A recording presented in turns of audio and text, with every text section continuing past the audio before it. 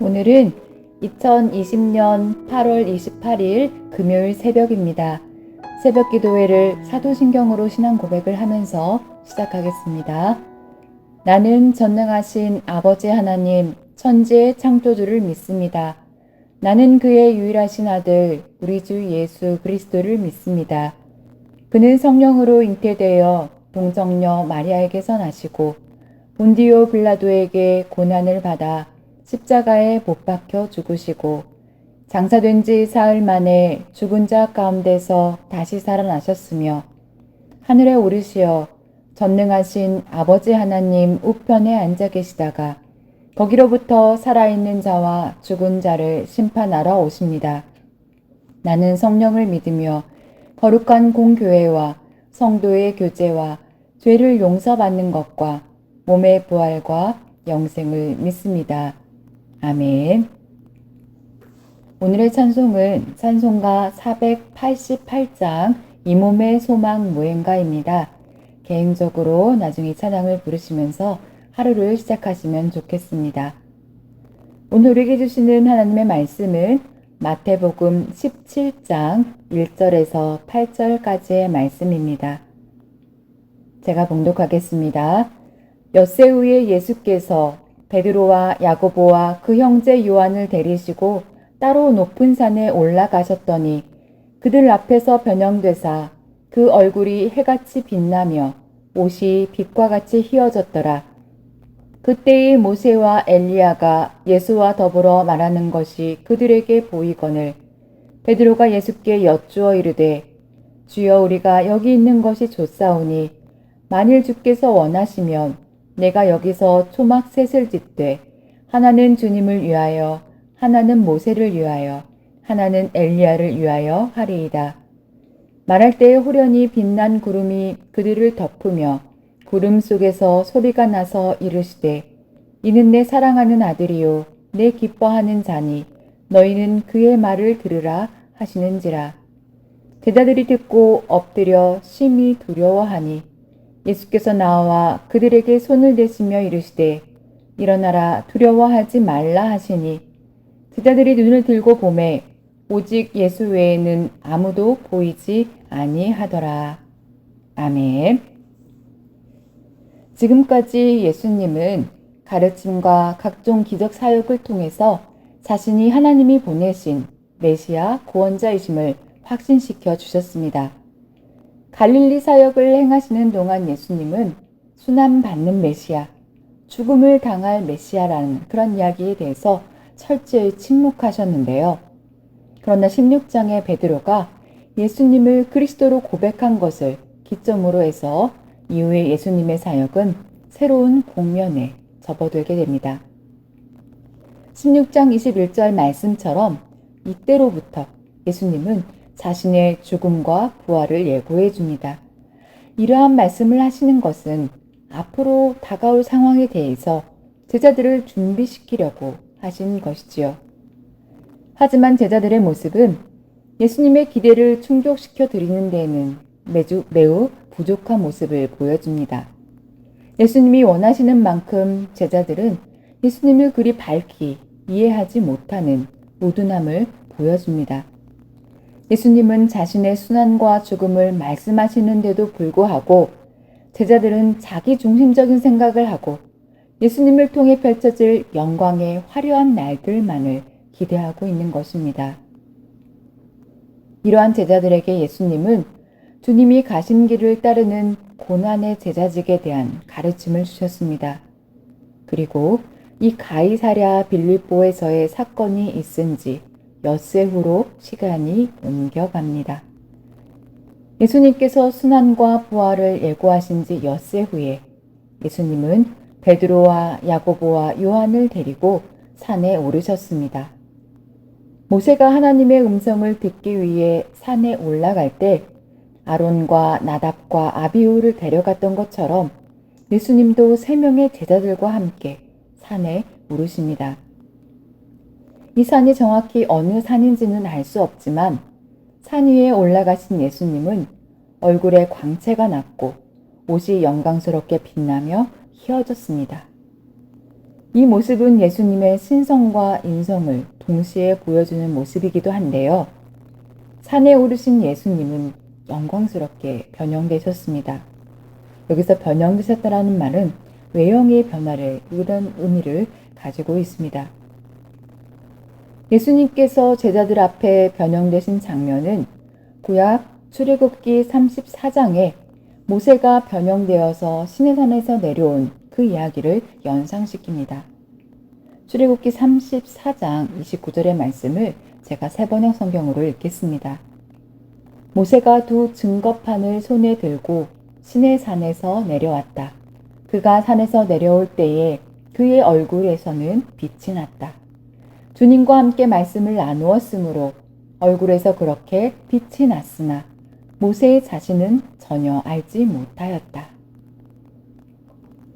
모세의 외형이 빛나게 된 것은 하나님을 만나고 하나님으로부터 이스라엘이 율법의 계시를 받게 되었기 때문입니다. 모세가 하나님의 율법을 받게 되었다라는 것은 구약시대의 이스라엘 백성들이 하나님과 맺어진 관계를 의미합니다. 그래서 율법으로 인해 이스라엘과 하나님의 관계가 언약 관계에 놓여 있다라고 말할 수 있습니다. 모세를 통해서 이스라엘 백성이 율법을 받았다라는 것은 곧 이스라엘 백성이 하나님이 주신 법에 순종하는 새로운 삶을 자신들이 살겠다는 다짐이며 하나님의 법을 따르는 하나님을 존중하는 하나님의 자녀라는 새로운 신분을 가진 자를 의미하게 되는 것입니다. 모세와 같이 예수님의 외형이 변화된 것은 하나님과의 만남을 의미합니다. 그리고 예수님의 외형이 빛나게 된 것은 같은 맥락에서 예수님 시대에 하나님으로부터 새로운 계시의 사건이 일어난 것을 의미합니다. 3명의 제자들은 예수님의 외형이 변형된 것을 보고 매우 놀라워하는데요. 이때 더 놀라운 일을 경험하게 됩니다. 3절을 보면 모세와 엘리야가 예수님과 더불어서 말하는 것이 그들의 눈에 보였기 때문입니다. 모세와 엘리야는 구약 성경에 대표되는 하나님의 사람들입니다. 모세는 구약의 율법을 상징하고 엘리야는 선지자를 상징합니다. 그리고 이들은 모두 산에서 하나님의 모습을 직접 경험한 사람들입니다. 모세와 엘리야와 예수님이 함께 한자리에 있다라는 것은 유대인들에게 너무도 잘 알려져 있는 구약의 유명한 민족의 지도자 모세와 대선지자 엘리야의 버금가는 사람이 바로 예수님이시라는 그러한 또 정체성을 대변해주는 모습이기도 합니다. 또한 예수님께서 이들과 대화를 나누었다라는 것은 옛 시대의 율법과 계시의 복음에 대해 예수님은 이들과 연속성에 있다라는 것을 말해주는 동시에 새로운 시대에 새로운 율법과 복음을 선포하실 선지자로서의 예수님의 면모를 말해준다 하겠습니다. 이 놀라운 광경을 목격한 베드로는 갑자기 예수님과 모세와 엘리야를 위해 초막 3개를 짓겠다고 제안을 합니다. 그가 초막을 짓겠다고 생각한 이유는 그들이 그곳에 계속 머물게 하기 위해서였을 거라고 추측이 됩니다. 이스라엘의 역사에, 신앙의 역사에 큰 족적을 남긴 거인들을 만나게 되었으니 그 영광과 그 감격이 얼마나 컸겠습니까? 이 꿈 같은 순간이 영원히 계속되면 좋겠다 하는 그러한 마음을 가졌을 것입니다. 그래서 베드로는 우리가 여기 있는 것이 좋사오니 하면서 이들이 머물 곳을 짓고 이들과 함께 있고 싶다라는 그러한 생각을 한 것입니다. 인간의 생각과 방법으로 단지 영광의 순간을 지속시키고 이러한 시간을 살고 싶어하는 베드로의 모습을 우리는 볼 수 있습니다. 이 베드로의 모습이 오늘 우리 기독교인들의 신앙생활의 모습과 매우 닮아 있습니다. 우리는 말씀을 듣고 찬양하고 기도하면서 감동의 순간을 경험할 때가 많이 있습니다. 이 세상에 줄 수 없는 만족과 평안과 기쁨을 느끼면서 살아계신 주님을 경험하고 또 새로운 힘과 소망을 얻습니다. 하지만 문제는 이 영광의 순간 안에만 머물러 있기를 원하는 그러한 신앙인들이 많다라는 것입니다. 베드로는 예수님과 제자들이 앞에 다가온 그 어려운 시간의 때를 바라보거나 아니면 해야 할 사역의 길을 향해서 힘차게 나아가기보다는 지금 눈앞에 만족된 이 상황에, 이 현실에, 안정에, 이 영광스러운 모습에 머물러 있고 싶어 하는 것입니다. 이러한 모습이 오늘 예수님을 믿는다고 하는 기독교인들의 모습과 다르지 않습니다. 물리적으로, 시간적으로, 물질적으로, 공간적으로 삶의 안정과 평안이 있으면 예수님이 가신 고난의 길과는 멀리 떨어져서 여기에 있는 것이 좋사오니라는 우리의 주장을 펼치면서 이 영광이 떠나가지 않기를 무엇보다도 바라는 것입니다. 현재 누리는 영광에 안주하는 모습, 이 모습은 예수님의 제자들이 예수님을 따르며 살고자 하는 그런 모습들이 아니었기 때문에 베드로의 말이 채 끝나기도 전에 하늘에서 하나님의 말씀이 들려옵니다. 5절에 보면 갑자기 빛나는 구름이 제자들을 뒤덮고 구름 속에서 이는 내 사랑하는 아들이다. 나는 그를 좋아한다. 너희는 그의 말을 들어라 하는 소리가 들려옵니다. 하나님의 음성입니다. 이 음성은 신명기 18장 15절의 말씀을 반영한 그러한 말씀인데요. 이 신명기의 말씀은 이러합니다.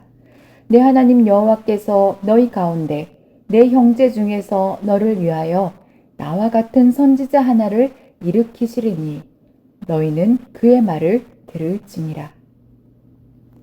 이스라엘 사람들은 이 말씀에 근거해서 하나님이 마지막 때에 모세와 같은 선지자를 일으킬 것이라는 그러한 것들을 기대해 왔습니다. 그리고 앞서서는 엘리야와 같은 선지자가 나타날 것이다 라고 생각했습니다. 따라서 역사의 마지막에 등장할 것이라고 기대되었던 모세와 엘리야가 변화산에 등장했다라는 것은 또한 한편으로 이 사건이 하나님의 나라, 하나님의 통치와 심판의 때가 가까이 왔다라는 것을 의미합니다. 그의 말을 들으라는 하나님의 음성은 지금 제자들이 예수님을 향해 가진 자신들의 뜻이나 기대와 이런 것들이 달라도 그 말씀에 귀를 기울이고 그분의 뜻에 순종해야 함을 말씀하는 것입니다. 갑자기 또 찾아온 이 신비스러운 음성 앞에 제자들은 땅에 엎드리고 심히 두려워합니다. 예수님을 심히 두려워하는 제자들에게 다가오셔서 그들을 만지시며 진정시키십니다. 제자들이 고개를 들고 예수님을 바라보았을 때 모세와 엘리야는 사라지고 예수님만 계셨습니다. 오직 예수님만 남게 되었다는 것은 예수님이 새 시대의 구원의 역사를 인도하실 분이라는 그런 의미입니다. 또한 예수님을 통해 이루실 하나님의 통치와 심판의 역사에 순종하는 것이 곧 제자들의 소명이라는 의미이기도 합니다. 예수님은 제자들에게 이 산에서 일어난 사건에 대해서 침묵할 것을 이후에 명령하시는데요. 예수님이 앞으로의 사역을 위해서 불필요한 오해와 소문을 경계하고자 하시기 위함입니다. 우리는 오늘 본문 말씀을 통해서 영광스러운 모습으로 변형하신 예수님과 이 모습과 하나님의 말씀을 경청한 제자들의 이야기를 생각해 보았습니다. 예수님께서 높은 산에 올라 얼굴과 옷이 빛나며 빛과 같이 휘어진 모습은 예수님께서 하나님의 뜻과 계획에 참여하고 있는 중에 있는 그러한 모습 중에 하나이고요. 또 후에 영광 중에 부활하실 그러한 예수님의 모습을 암시하는 것이기도 합니다. 예수님은 빛나는 영광의 모습을 통해 많은 사람들에게 자신을 나타내 보이고 증거하기를 원하지 않으셨습니다. 소수의 제자들에게만 이 모습을 보이셔서 이러한 사실을 기록을 통해서 후대에 전해져서 알게 하시고 당시에는 침묵하도록 하신 것입니다. 이는 예수님은 무엇보다 이 땅에서 이런 빛나는 영광의 모습에 머물러 계시는 것이 자신의 사명이 아니라는 것을 아셨기 때문에 제자들을 향한 메시지이기도 합니다. 오늘 우리는 예수님을 믿으면서 무엇을 기대하고 무엇을 소망하고 있는지 우리의 기도와 우리의 믿음이 향하는 곳을 점검해 볼 수 있어야 하겠습니다. 변화산 높은 곳에서 예수님이 영광의 옷을 입고 영광의 얼굴빛을 환하게 나타내셨던 모습처럼 분명 우리 또한 나중에 부활의 밝은 영광의 옷을 입을 때가 있을 것입니다. 그러나 이러한 모습에 대한 기대가 우리가 예수님을 믿는 믿음의 이유이고 신앙의 전부가 되어서는 안 되겠습니다. 예수님께서도 이 땅의 삶이 다하는 날까지 감당해야 할 사명의 길에 집중하셨던 것처럼 오늘 우리에게도 하나님이 우리에게 맡기신 사명이 있음을 잊지 않아야 하겠습니다. 이 땅에 하나님께서 우리에게 허락하신 삶의 터전들 속에서 빛으로 소금으로 살아가면서 하나님 나라를 이루며 살아가기를 말씀하시는 너희는 그의 말을 들으라는 하나님의 음성에 순종해야 하겠습니다. 이를 위해 기도하시고 기도대로 살아가시는 오늘 하루의 시간이 되시기를 간절히 원합니다. 함께 기도하시겠습니다. 우리의 마음을 아시는 하나님, 저희가 주님께 나아가 밝은 은혜의 빛 가운데 거하게 하시고 주님과 함께하는 기쁨을 알게 하신 은혜에 감사드립니다. 이 시간 구약의 모세처럼 엘리야처럼 하나님의 뜻과 구원의 길을 향해 나아가신 빛이신 예수님의 모습을 마음에 그려봅니다. 그리고 제자들을 향해 너희는 그의 말을 들으라는 하나님의 말씀을 오늘 우리에게 주신 말씀으로 듣습니다. 이 하루도 예수님을 따라 살기 위해 주님의 마음을 묵상하며 주님의 삶을 듣고 행하는 자리에서 떠나지 않도록 도와주시옵소서.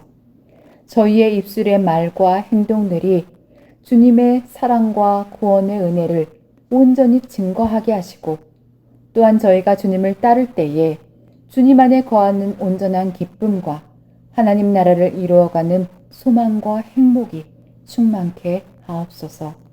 예수님의 이름으로 기도드립니다. 아멘. 다음은 오늘 함께할 기도 제목입니다. 첫째로는 참 소망을 가지고 살게 하소서. 두 번째로는 코로나19가 더 이상 확산되지 않고 주님께서 지켜주시고 보호하여 주시기를 기도해 주시고요. 세 번째로는 담임 목사, 청빙 위원들에게 지혜를 더하여 주셔서 이 청빙 가운데 주님도 함께하여 주시어서 주님의 마음에 합한 그러한 목사님을 모실 수 있도록 기도해 주셨으면 합니다. 이제 주님께서 가르쳐 주신 기도를 함께한 후에 이 기도 제목을 가지고 기도하시기 원합니다.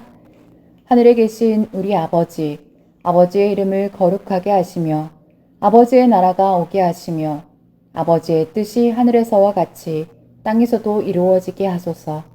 오늘 우리에게 일용할 양식을 주시고 우리가 우리에게 잘못한 사람을 용서하여 준 것 같이 우리 죄를 용서하여 주시고 우리를 시험에 빠지지 않게 하시고 악에서 구하소서.